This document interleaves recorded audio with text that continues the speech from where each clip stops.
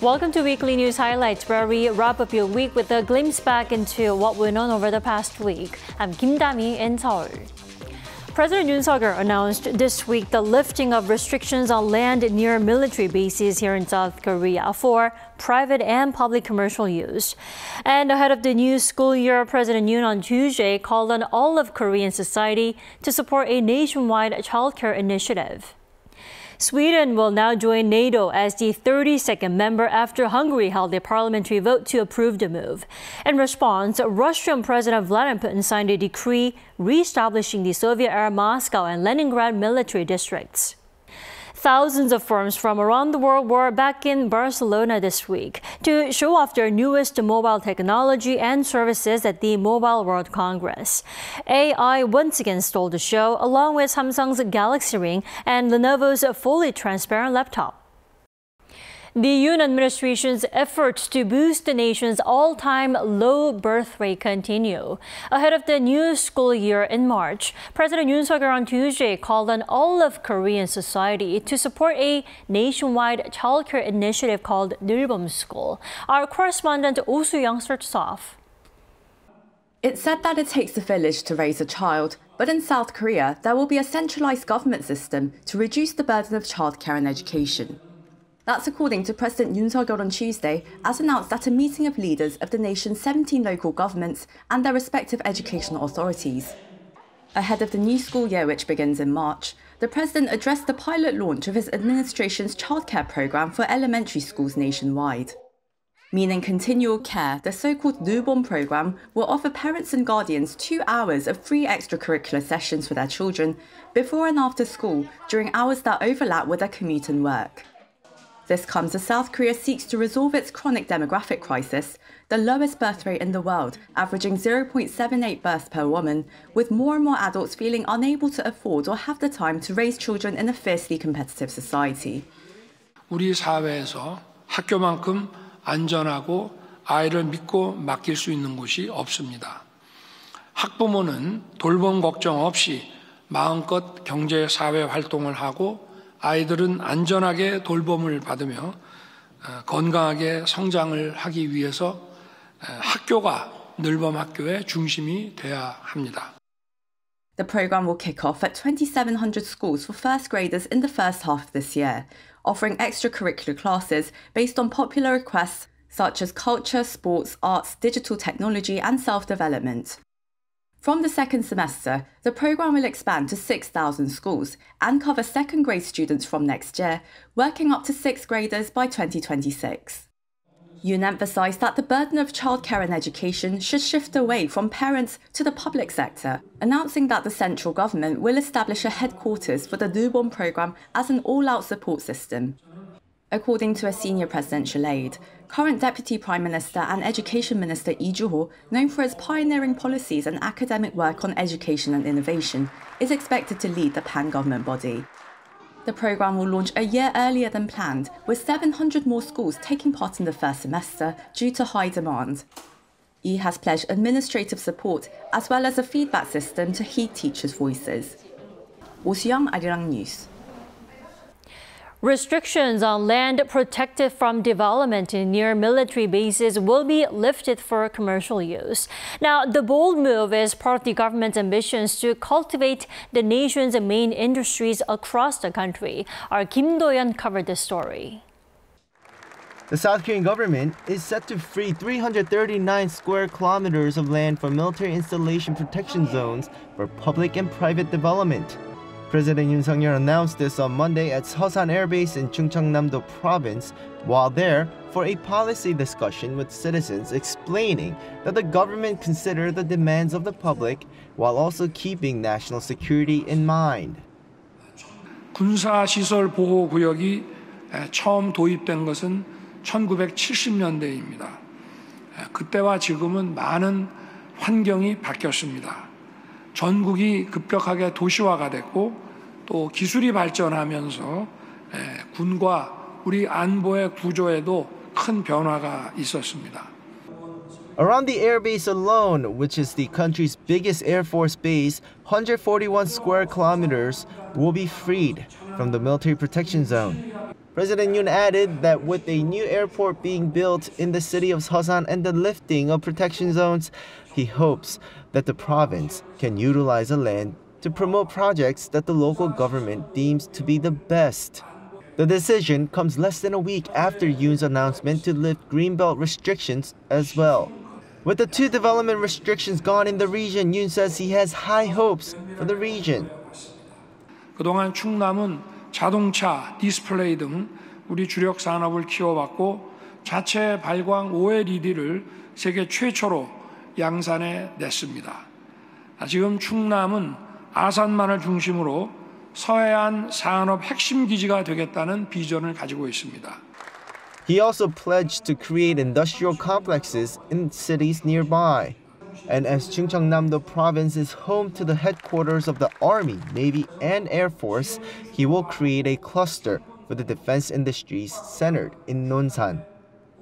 지금 그 논산에 추진 중인 국방 미래 기술 연구센터 그리고 태안에 추진 중인 드론 연구개발 활주로 테스트베드 요거는 지금 사타가 진행 중인데 마무리되는 대로 신속하게 추진할 것입니다. In addition, at the discussion were also local residents who spoke of the needs of the people living outside the capital region. For example, one resident shared her excitement over the new National Police Hospital opening in Asan, which would be open to civilians as well. In addition, parents and students requested that the local education system be improved. Kim Dami, Arirang News. Seoul and Washington are not only tackling political conflicts together, but also economic crises around the world. This is what the White House said this week. That includes U.S. support for Korean companies functioning in the U.S. and vice versa for American firms. Shin Yeon has more. South Korea and the U.S. have reaffirmed that their economic cooperation has further expanded their alliance beyond military security. Seoul's Foreign Minister Cho Tae-yeol met with the U.S. Director of the National Economic Council, Lael Brainerd, on Tuesday at the White House to discuss the two countries' economic synergy. According to the Foreign Ministry, Cho assessed that economic cooperation between the two countries has strengthened based on the Seoul-Washington alliance and the 2012 Chorus Free Trade Agreement. He also evaluated that the U.S. government is creating results beneficial to both countries thanks to close consultation with the Korean government in implementing economic policies such as the CHIPS and Science Act and the Inflation Reduction Act. Echoing the sentiment, Brainerd said she appreciated that the alliance has grown beyond military security and that it's now working to respond to global economic uncertainties as well. She also stressed that South Korean companies operating in the U.S. and American companies operating in South Korea are contributing greatly to creating a stronger supply chain ecosystem as well as quality jobs. The two sides agreed to continue cooperating closely in the future. To do that, Minister Cho requested that the U.S. ensure that South Korean companies continue to receive treatment and incentives commensurate with their investment scale and contribution level in the U.S. Shin Yeon, Arirang News.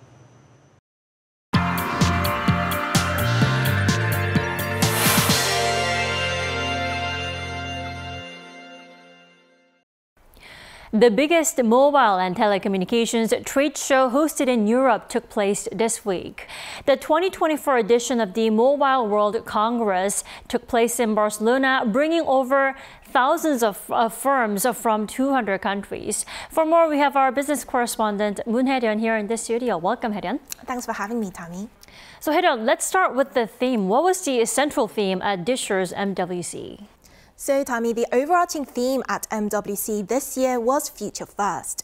It embodies 6 different sub-themes such as 5G and AI and stretches beyond the mobile industry to digital transformation overall. Last year's theme was also centered around AI, but here's what was said about the difference between last year and this year.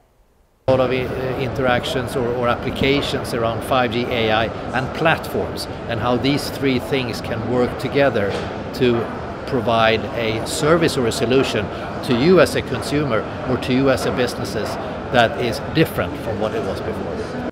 So this year it was all about how different technologies, products and services can work together for future digital innovation. So AI again taking center stage at this year's MWC, except it's being implemented in all corners of our lives. Then what were some of the interesting reveals that showcased at this year's? Well, Tammy, leading on from my previous point, there were several AI-related products and services that were introduced at this year's MWC. Google CEO announced the relaunch of its AI image generation tool Gemini, and several mobile companies showcased their smartphones with integrated AI technology. One of these was Chinese tech firm Xiaomi, which did not participate in the CES event last month, but chose to launch global sales of its Xiaomi 14 line in Barcelona this week. It integrates AI technology for searching photos, translation services, and taking meeting notes. But as this year's event takes the technology further than just mobiles, another product integrating AI that caught people's eyes despite being transparent was Lenovo's new laptop. The see-through screen with a camera attached enables users to view an object located behind the computer and find out information about it using built-in artificial intelligence, which analyzes the image. So Chinese firms made a huge comeback after their absence at CES, and also that fully transparent laptop looks really sleek. Yes, it really does. Now, then what do South Korean firms, or what did South Korean firms have to bring at this year's MWC then? So South Korean firms also brought their A-game to the event, with tech giant Samsung Electronics unveiling its latest line of wearable tech, the Galaxy Ring, which tracks health data while you sleep. It's yet to hit the shelves, but the firm displayed the Galaxy Ring in 3 different colors and 9 different sizes at the event.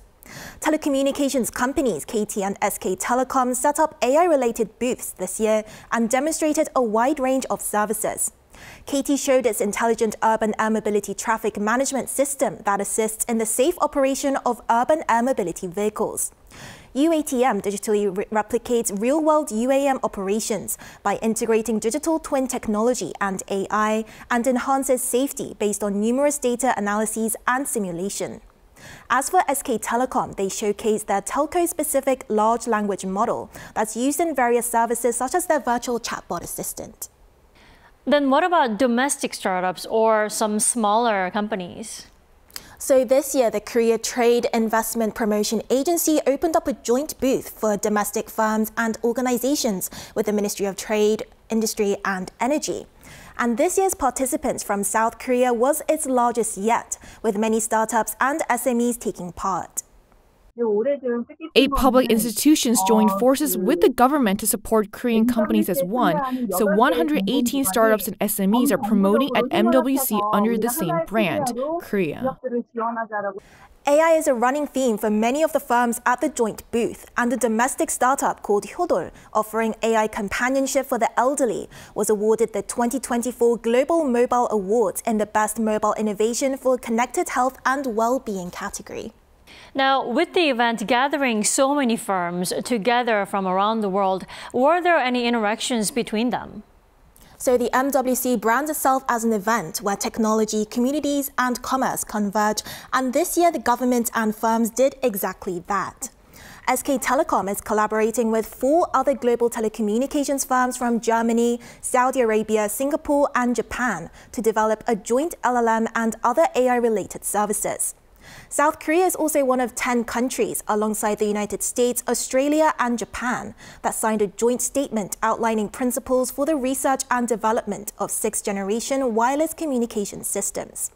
One of the principles is the promotion of national security protection capabilities with safe and resilient technology. All right, Hae-ryun, thank you so much for that comprehensive coverage today. It was my pleasure. Thank you for having me.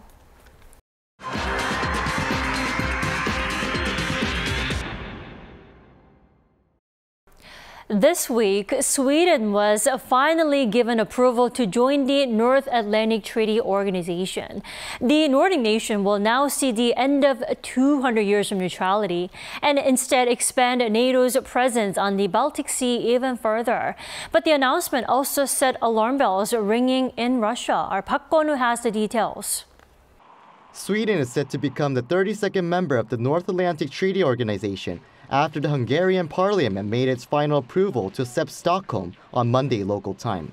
Only 6 out of 194 voters in the parliament opposed Sweden's accession, removing the last remaining hurdle preventing NATO membership. The parliaments of all NATO countries have now voted for Sweden to become a member of NATO, and it is, of course, a historic day we are witnessing.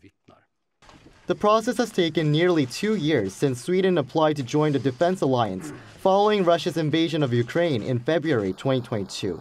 Now, all that is left is for Hungary's president to sign the approval and for Sweden to submit its instrument of accession with the United States government. NATO Secretary General Jens Stoltenberg called it a historic day, taking to social media to say, quote, "Sweden's membership will make us all stronger and safer." But of course what happens now is that they will be a full member they will be covered by Article 5, and they will also be part of decisions inside NATO. Article 5 states that an attack on one member is considered an attack against all. Sweden's membership also means the country will discard 200 years of neutrality, while the strategically important Baltic Sea will now be almost completely surrounded, except for Russia, by NATO countries. Vladimir Putin also on Monday signed a decree that reestablishes the Soviet-era Moscow and Leningrad military districts effective March 1st. This was first proposed by Russia's defense minister Sergei Shoigu in 2022 in response to NATO's expansion. Park Gonu, Arirang News. More news to bother Russia this week was French President Emmanuel Macron's comment that raised the possibility of deploying ground troops to Ukraine. The Kremlin warned a ground intervention by any NATO country would lead to a direct clash between Russian forces and the Western military alliance. And NATO countries, including the US, the UK, and Germany, all immediately rejected the idea. Lee Seung-jae has more. The issue of sending troops was raised at a meeting in Paris on Monday, where European countries discussed ways to support Ukraine in its fight against Russia. There, Slovak Prime Minister Robert Fico raised the idea of troop support for Ukraine. Several NATO and European Union member states are considering sending troops to Ukraine at a bilateral level. French President Emmanuel Macron followed up, saying that there is no agreement on sending troops to Ukraine, but nothing should be ruled out, further stating that everything must be done so that Russia does not win. Looking to avoid further complicating the situation, EU and NATO member countries quickly expressed that they have no intention of having their countries send troops to support Ukraine. They include the leaders of Poland, the Czech Republic, and Hungary, who during a meeting in Prague strongly shot down the idea. EU and NATO member nations like Germany, the United Kingdom, Italy, and Spain also rejected deploying soldiers. The Pentagon on Tuesday also expressed an unwillingness to send military forces, despite being one of the biggest supporters of Ukraine during the 2-year-long war. We have no plans to send U.S. service members to fight in Ukraine. The president has been pretty clear on that, and that continues to be our position. Meanwhile, French Foreign Minister Stéphane Séjourné on Tuesday clarified Macron's comments that Paris could send troops to Ukraine, saying the troops could be used in specific ways, such as mine clearance, while not directly fighting against Russia. Meanwhile, the Kremlin sent a stark warning to NATO, saying that any troop support for Ukraine would inevitably result in direct conflict with Russia. Lee Seung-jae, Arirang News. North Korea has reportedly shipped close to 7,000 containers of weapons to Russia for use against Ukraine, which in return allow the regime to get food and other much-needed essentials. This is according to South Korea's defense chief Shin Won-sik on Monday. Some of North Korea's arms factories are operating at 30% capacity due to a shortage of raw materials, but others are now operating at full capacity to supply weapons to Russia. Now, over the past 6 months, the regime has shipped some 6,700 containers to Russia. This works out at approximately 3 million rounds of 152mm artillery shells or 500,000 122mm artillery shells. The North is widely anticipated to have received satellite technology from Moscow as well, but the defense minister expressed skepticism, saying that the satellite already launched by Pyongyang is showing no signs of functioning and is merely orbiting the Earth and not carrying out any sort of reconnaissance activities. After 2 failures last year, Pyongyang did succeed in launching its first spy satellite into orbit last November.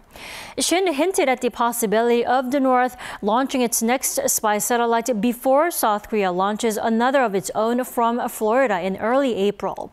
The defense chief also reiterated that South Korea will never strike first, but will maintain a firm defense posture to counter the North's provocations immediately, powerfully, and to the end. Dried seaweed, or kim in Korean, is one of the most common Korean side dishes, which is usually seasoned and roasted with sesame oil and fine salt. South Korea's exports of kim hit an all-time high in 2023 after gaining global popularity in recent years. Our Lee Soo-jin visited one of the largest seaweed farms here in South Korea to find out how it's made ready for outbound shipments. It's a cold and dry morning here on the west coast of South Korea. The perfect weather to harvest kim. We harvested around 120 tons of kim today. The waves are rougher during the colder weather, which actually makes it taste better. Local fishermen get up at 4 in the morning to harvest the kim that's been cultivated by eco-friendly techniques, ones that no longer use inorganic acids as cleansers after harvesting. Gigantic bags filled with the harvested kim are brought back to port and unloaded so they can be weighed. And this seaweed right here, fresh from the sea, will soon be dried and roasted in nearby factories before being exported worldwide. Exports of kim last year reached a record annual high of 1 trillion won, or around $790 million, making it South Korea's biggest seafood export. And which kim will be exported across the world? That'll be decided in this auction that begins at 11 a.m. sharp each day, where primary kim processing plant employees enter a bidding war to secure the best quality seaweed. One bag typically contains 120 kilograms of seaweed. Kim In-tae, a director of a primary kim processing plant, purchases around 70 tons of kim each day at these auctions. The kim that we bought today was of great quality. It's also nutritious because it's grown in mudflats, inscribed as World Natural Heritages by UNESCO. It is washed thoroughly before being subjected to high pressure and heat in machines that mass-produce dried sheets of kim. The dried kim is then moved to secondary processing plants where it's roasted at nearly 500 degrees and sprinkled with salt. It is now ready to be fed into an auto-cutting machine before being packaged and shipped to places such as the United States, South Korea's top export destination for kim. Exports are expected to rise 4 to 5 times year on year.